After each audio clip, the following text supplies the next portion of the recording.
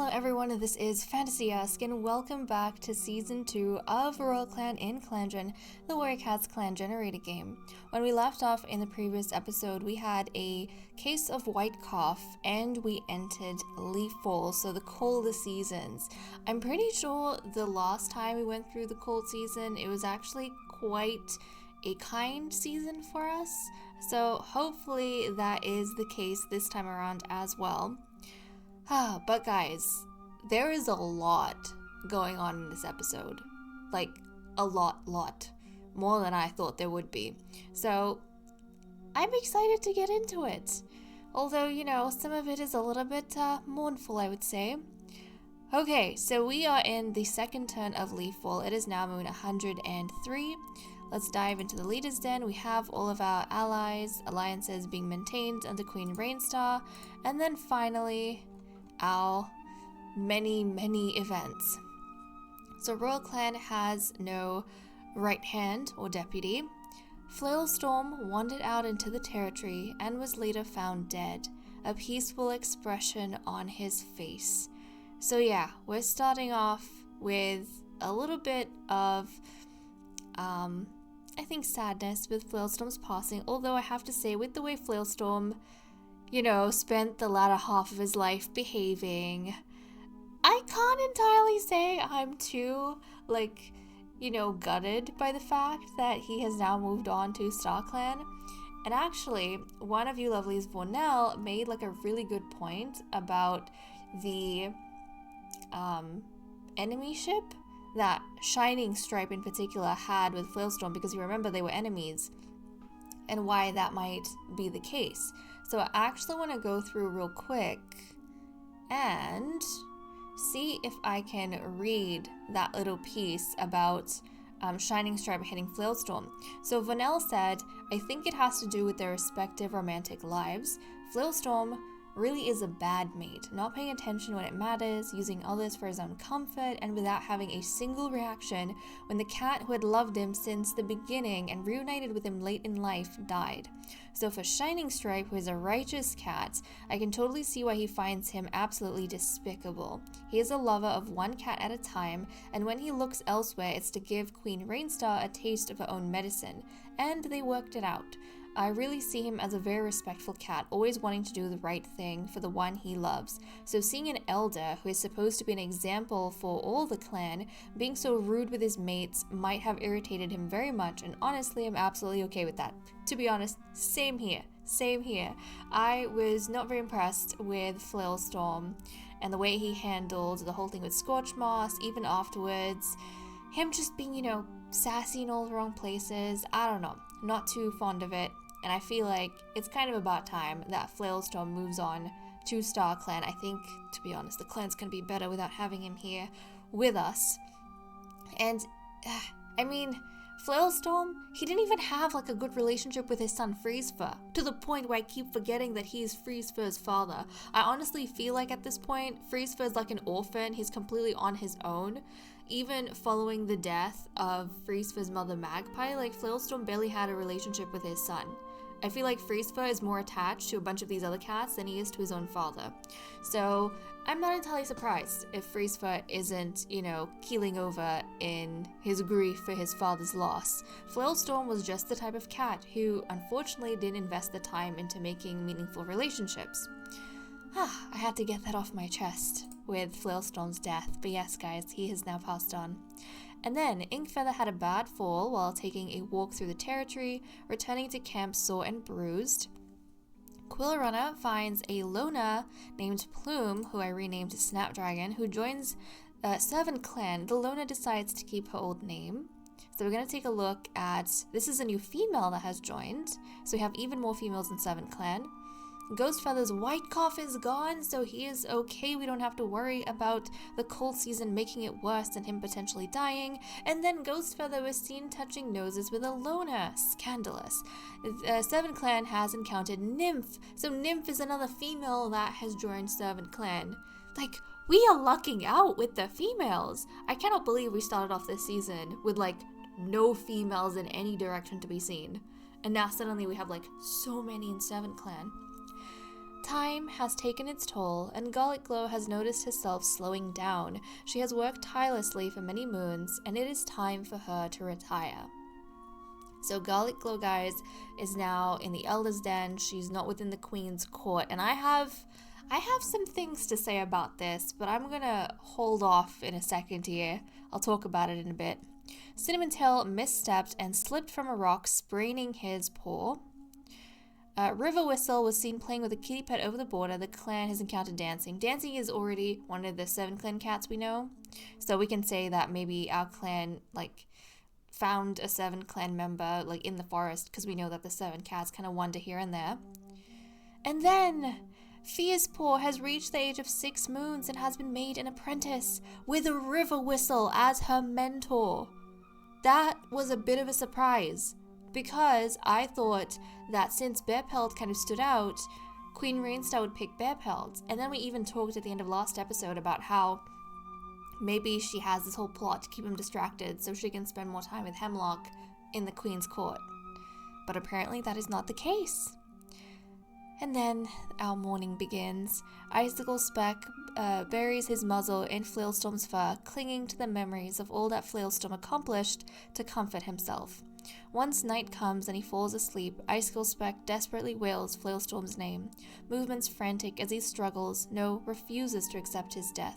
And to be honest, with Icicle Speck, I can kind of understand this because he was obviously he was the youngest founder who grew up under the, not leadership, but under the guidance, in a way, of Flailstorm as, one of the older cats. So I can see how it would kind of affect him a lot. To actually be the last founder standing, Icicle Speck is the last founder to be alive. So this, I think, would weigh on him quite heavily. Shining Stripe looks at Flailstorm's body and feels nothing but scorn. Good riddance. Yes, Shining Stripe, we feel the same. It just doesn't feel real. Flare Freckle stares at Flailstorm's body blankly, waiting for this horrible nightmare to end. In the dead of the night, she wails into the vast sky, unable to fathom StarClan's cruelty. She glares up at Silver Pelt, gouging the earth with shaky claws. Flare Freckle, I feel, has always been quite a friendly and caring cat towards, everyone, and I can see how, having one of the founders die, it would be kind of a big hit to her, kind of like Icicle Speck. Very different reaction to, her brother, but yeah. And then, as much as he hated Flailstorm, the sight of his body fills Ghostfeather with dread. I think having been so close to death himself with the White Cough, maybe Ghostfeather has a new appreciation for life, and I think a respectful fear of how dead he could have potentially been. But instead, surprisingly, it's Flailstorm, and he's recovered this morning. The past moon, Flailstorm has taken their place in StarClan. Royal Clan mourns their loss, and their clanmates will miss the spot they took up in their lives. Moments of their life are shared in stories around the circle of mourners as those that were closest to them take them to their final resting place. And just a quick look at the cat list. So we have some of our cats that are in mourning. Icicle Speck, I think, and Flare Freckle are the 2 cats mourning. I think Cinnamon Tail has an injury, if I'm not mistaken. He might have a sprain or something. I'll have to check. Everyone is looking pretty good. Now, in terms of Garlic Glow retiring, so with Garlic Glow having retired, obviously there's going to be promotions in the Queen's court. Now Hemlock is the Queen's right hand. Icicle Speck has been reappointed as the royal physician, and Inkfeather has re-entered the Queen's court as the matchmaker. Now guys, a couple episodes back, Garlic Glow was kind of giving us an indication that she was actually looking forward to becoming queen again after Rainstar. So I kind of feel like Queen Rainstar must have talked her out of it and must have talked her into retirement so that she can promote Hemlock, who she's interested in, as her right hand, and then spend more time with Hemlock that way. And also, I think Rainstar maybe has a little bit of, I don't know, now that she's paying attention to Hemlock, it's causing a bit of something with Bear Pelt, And I think she doesn't want to give Bearpelt kind of opportunities to rise in Hemlock's eyes, as well as, experience in the clan.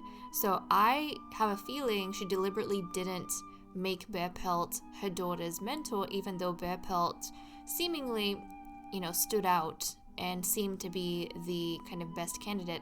Instead, she went with River Whistle, someone who's in the shadows, doesn't have much experience, probably isn't going to stand out to anyone. But that aside, let's take a look at Fierce Paw, and then talk a little bit about Fierce Paw's mentorship with, apprenticeship with River Whistle. So Fierce Paw over here is insecure and still interested in clan history, and River Whistle is actually a nervous cat. So I kind of think the other side to this whole equation, Queen Rainstar looked at her daughter, kind of figured that because Fierce Paw is such a insecure cat, that maybe being with someone so loud and shameless like Bearpelt wasn't going to give her maybe the understanding and the confidence that she needed. Whereas someone like River Whistle, who's nervous and has the quieter sort of personality, maybe Fierce Paw would be able to connect with River Whistle a lot better, accept guidance from River Whistle a lot better, and also maybe, feel as though she can approach him. Like, I don't think Fierce Paw would shy away from a quiet personality like River Whistle. And maybe for that reason, Rainstar felt as though this pairing was, a better one to make. So, yeah, I think this is actually pretty good. I'm happy with them being a pair. I think it makes a lot of sense. Because River Whistle, I think, has one of the most softer personalities in the clan, and a personality that's probably going to gel very well with Fierce Paw and help to enable her in the future. Okay, so that's all the stuff I had to say about this. Let's go check up in the medicine cat den. Rosemary was used for Flailstorm's body. Flare Freckle was given time as treatment for grief-stricken. Ghost Feather was given catmint as treatment for white cough. Yeah, so he could have very well died. I can see why he has a healthy appreciation for life this morning. And then his white cough went. Hemlock could not find any herbs this moon. In terms of the other cats, yeah, we've got grief-stricken with Icicle Speck and Flare Freckle, and we have a sprain with Cinnamon Tail. And then Ink Feather is just a little bit sore. And now let's go through the relationships. I wonder if there's a timeline for maybe, what Flailstorm did before he died. Let's see. When discussing the future, Icicle Speck and Flailstorm discussed the policies they'd implement in a clan of their own. So yeah, Icicle Speck, he was distraught when Flailstorm died. And apparently he started the day off talking to Flailstorm about, how the clan would look in the future under, their guidance, or how the clan perhaps has even changed from the time when, they began it. Icicle Speck wants to explore the whole territory with Foxclaw. Flailstorm saw Bearpelt being considerate. Flailstorm pretends not to see Fierce Kid cough up a hairball. Shining Stripe takes Queen Rainstar out to look at the stars, explaining the constellations to her. Look at that. Sometimes, even though it feels as though Queen Rainstar and Shining Stripe are growing apart, and Shining Stripe is maybe kind of looking elsewhere for companionship, I don't feel like that's Shining Stripe necessarily kind of looking to flirt with other cats. Maybe that's just it. Like, he is looking for friendship and companionship because he's maybe not getting it with his mate the way he used to, since she is these days more distracted with the other cats. It's almost as though she's almost getting caught up in her own magnetism and the feeling of having other cats be drawn to her. Yeah. Basically, the power is getting to her head. Shining Stripe and Ghost Feather try to say tongue twisters. Flare Freckle hears Fierce Kit laugh at a clanmate's joke even though it was lame. And this is actually cute. These are some of the connections that I forget about, but Flare Freckle is Fierce Kit's aunt. That's adorable. Flarefreckle shares nest material with Cinnamon Tail. Cinnamon Tail compliments Bear Pelt on something he was self-conscious about. Bear Pelt and River Whistle are joking around together, but the jokes are becoming targeted. Bear Pelt notices or promises Hemlock to always be there to protect her with his life. Look at that. I mean, I'm glad that they're getting closer with each other because, you know, they're mates and they need to. But also, we know how flirty Bear Pelt is, so I honestly wouldn't put much stock in him making all these promises to someone. He's used to making a lot of promises to a lot of cats. But you know what?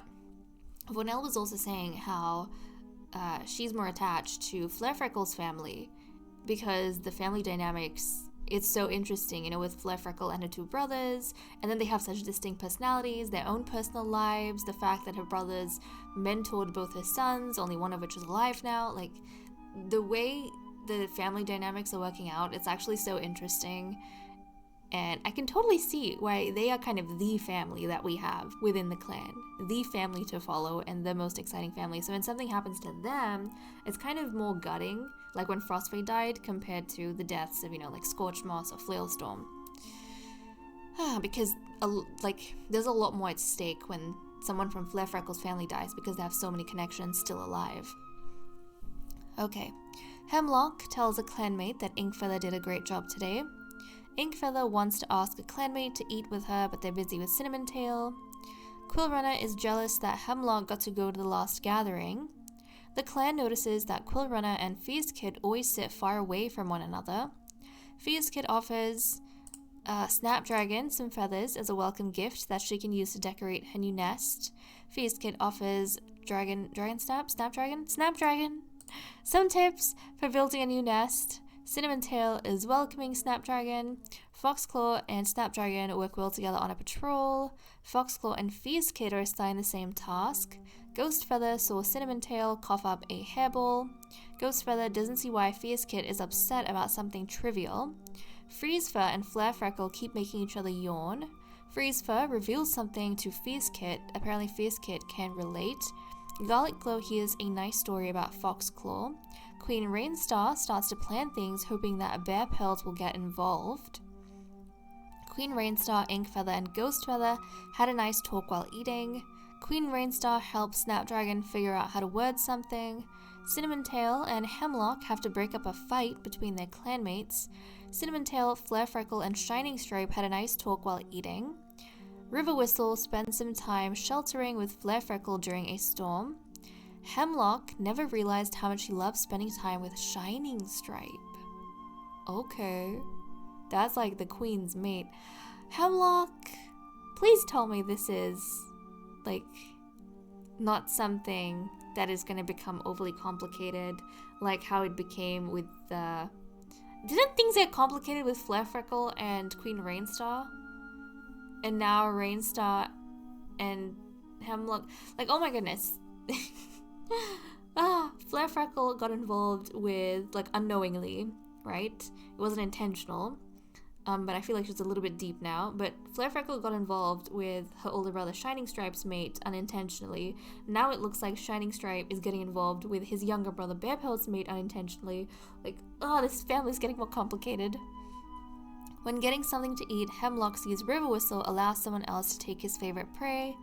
Hemlock and Bear Pelt snuck out of camp together. Oh my goodness, I love this.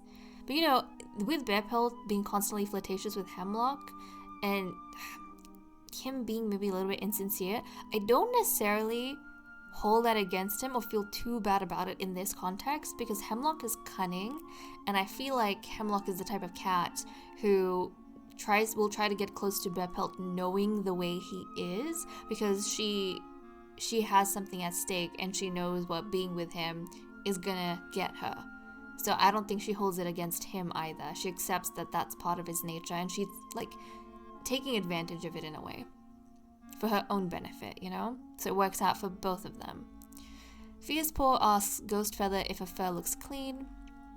And then we have the cats mourning, and in some cases not mourning, celebrating Flailstorm's death.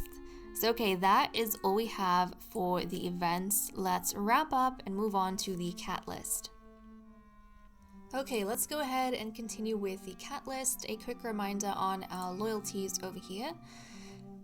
Now, we actually have some things to report in terms of relationships compared to the last episode where there was like nothing, but we kind of still ended with some drama. So, first up, we are diving in with Hemlock. Hemlock, guys, has finally fallen in love with her mate, Bearpelt. So yeah, I think we were talking about how Hemlock, she kind of knows the way Bearpelt is, but she uses that to advantage because she knows that being with him can get her. And I think maybe in the process of pursuing that, she has come to actually find herself falling in love with Bearpelt, and she has actually come to care for him. But that doesn't mean that she is blinded by his true nature. And in fact, I feel like in a lot of ways, her cunningness maybe admires that side of him. So there we go. We have finally some love blooming over there in that corner. And then the next cat that I noticed something with was with Shining Stripe.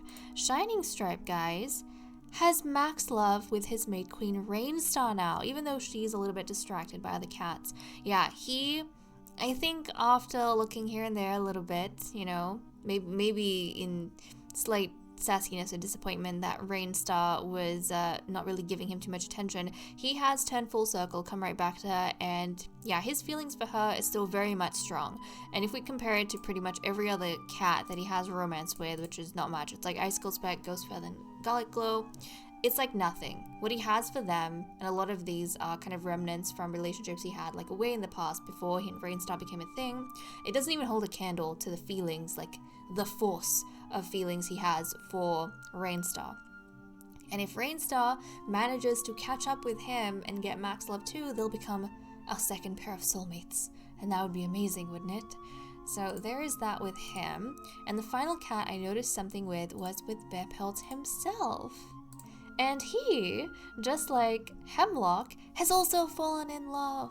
So guys, yeah, Bearpelt, not a surprise. This is the third flippin' cat that he's fallen in love with. He, before this, has fallen in love with Foxclaw and Ghost Feather. So yeah, he actually has 3 loves at once right now. But he's only committed so far to Hemlock. But yeah, like I said, he's in love with the idea of love, guys, wherever it comes. And right now, it's coming from this direction with Hemlock. So I think he's going to be like over the moon if he has kittens with her. Like completely over the moon. But that is all we have for relationships. Let's dive in with Inkfeather and have a matchmaking session, which should go well considering they both fell in love with each other in this episode. And yep, trust, respect, romance, platonic like has increased, jealousy and dislike have decreased. So yeah, Hemlock, I think she was anticipating this particular matchmaking session because now she knows she's in love with Bearpelt and she wants to spend more time with him. And Bearpelt himself has fallen so much in love with Hemlock that he's actually not even thinking, I reckon, about Ghostfeather and Foxclaw right now. Like his mind is completely on Hemlock. Even during events, I think I didn't notice him interacting with Ghostfeather and with Foxclaw. He was entirely focused on watching the stars with Hemlock, sneaking out of camp with Hemlock. So yeah, he's all about her right now. Okay, now let's go ahead and see what everyone's doing for the day. Queen Rainstar leaps into a pile of fallen leaves. Hemlock is feeling stressed taking care of the clan. Icicle Speck is heading to the dirt place, and we know that with Hemlock, she's just become the queen's right hand. So obviously she's got a lot on her plate. Inkfeather is glad it's not so hot out anymore. Shining Stripe is hoping he finds an opportunity to slip back to his nest. Flarefreckle is thinking about a strange 2-leg object she saw recently. Bearpelt is not looking forward to the sparse hunting in Leaf Bear. Quillrunner is hoping he finds an opportunity to slip back to his nest. Hold on a second, are you? Shining Stripe and Quillrunner are spending time together, so uncle and nephew are hanging out together. Ghostfeather saw a kitty pet rolling around a 2-leg garden. Foxclaw leaps into a pile of fallen leaves. Foxclaw is hanging out with Queen Rainstar. Okay. Freezefur stares at Flailstorm's vigil longingly, but doesn't feel the right to join in. That is actually so sad. That is so sad. You know why? Because I feel like this kind of shows this is how distant Freezefur was from his father Flailstorm, to the point where he felt like he didn't deserve to join in with his vigil. Like, how kind of, like, just how far apart do you have to be from a family member to not be able to exercise your rights as a family member? Like, how distant do you have to be from them? How kind of, not even bad, but how cold does your relationship have to be for you to question whether or not you're meant to be there? Freezefur. I would say he is alone now, but I feel like he was alone long before his father died. Oh, Freezefur. River Whistle was startled by a fluttering bird while out on patrol. Cinnamon Tail is helping to reinforce the nursery walls. Fierce Paw had a nightmare about the entire clan looking for her for what to do. And yeah, I think that terrifies her very much, being in the spotlight. And for that reason, I feel like she would do really well under River Whistle, because if I remember correctly, River Whistle had similar fears when he was younger, like being in the spotlight is not something he liked at all. Scarlet Glow is lightening the mood with her shenanigans, and that is all we have for the cat list, so let us wrap up and move on to patrols. Okay, we are continuing with our patrols. We currently have 113.9 prey and we need 40, so we don't have to worry about food. We'll send out... Who's our Royal Physician? Our Royal Physician is currently down. It's Icicle Spec. He's in mourning. That's right. Okay. Let's send out our cats and see how River Whistle is going to handle... how it's going to handle Fierce Paw's training. Yeah, so we're going to have a patrol of 6 and a patrol of 4, so let's see how this goes. Okay, so River Whistle has decided that he is going to stick very close to Fierce Paw and be there to guide her. Okay, which I think is a little bit different to the way his mentor used to do things. Who was his mentor? His mentor was Freezefur, and if I remember correctly, Freezefur used to send him out to observe like other cats a lot. They rarely went together. And River Whistle doesn't want to take that approach with his apprentice, which is fair. But in the bigger patrol of 6, we have Ghost Feather, Quill Runner, Queen Rainstar, Freezefur, Hemlock, and Foxclaw. So let's see what they get up to. As the patrol is checking the borderlines, they hear the traipse of paw steps through their territory. Proceed. The patrol follows the sound, intent on finding the intruder. They come upon a kitty pet sniffing around. When the kitty pet notices them, however, it turns tail and makes a hasty getaway. At least it's off the territory now. The patrol has met Marshmallow. Your clan's reputation towards outsiders has worsened. Also, I'm just realizing that I completely forgot to show you guys the cats we came across, the new members of Servant Clan. So let's actually take a look at that. Who are these cats? So Marshmallow is the cat we just came across, an adult male with sunlit ice eyes, marbled pelt, and does he have a white collar? I'm actually going to get rid of his white collar. Yeah, so he's wise, an incredible runner, and a good kit sitter. And then we came across 2 other cats. We came across Snapdragon over here, who is a female adult, pale green eyes, a tawny pelt, she's bold, a lore keeper with helpful insight. And then we came across Nymph, who is a female young adult with pale green eyes, a tawny pelt, bloodthirsty, and a den builder. So yeah, we kind of lucking out quite a lot with the females, and we got 2 new tawdies, which is pretty cool. But look at this, Servant Clan is like growing and growing. It makes me feel so good to know we have so many cats, like, you know, as backup. Makes me feel so good in terms of the blood. Okay, and then we're gonna have our patrol of 4 with Fierce Paw, River Whistle, Bear Pelt, and Shining Stripe. So let's see what these guys get up to. The patrol discusses the rumors they've been hearing that a badger is denning in a certain part of Royal Clan territory. Proceed. Well, the only way to know is to check. Once they find the set, Fierce Paw scrambles inside for a look and comes nose to nose with its occupant. It's only by the grace of Star Clan that she's able to redirect that speed and twist around just as fast, shedding fur in clumps as the badger's furious snarling and fizzing follows her up the burrow tunnel. River Whistle! This is not the kind of training that we thought we would do in like her first patrol. She has no experience. What are you guys doing? Oh my goodness. Oh my goodness. You know, I can totally see though, because River Whistle is nervous, that maybe when he's with other clans, like the older clan members, the older cats, they might start influencing him with their ideas, and then he would kind of nervously go along with their suggestion, thinking that maybe they know better. Yeah, I could kind of see that happening with River Whistle. And I mean, Fierce Paw is insecure, so she would kind of not question them and follow along, even in dangerous situations, which sounds terrifying. But I don't know, maybe this is gonna help get her a bit of confidence, knowing that she came out alive and she was able to do something that the other cats in her patrol couldn't. Like, they were relying on her for something and she delivered and got out alive.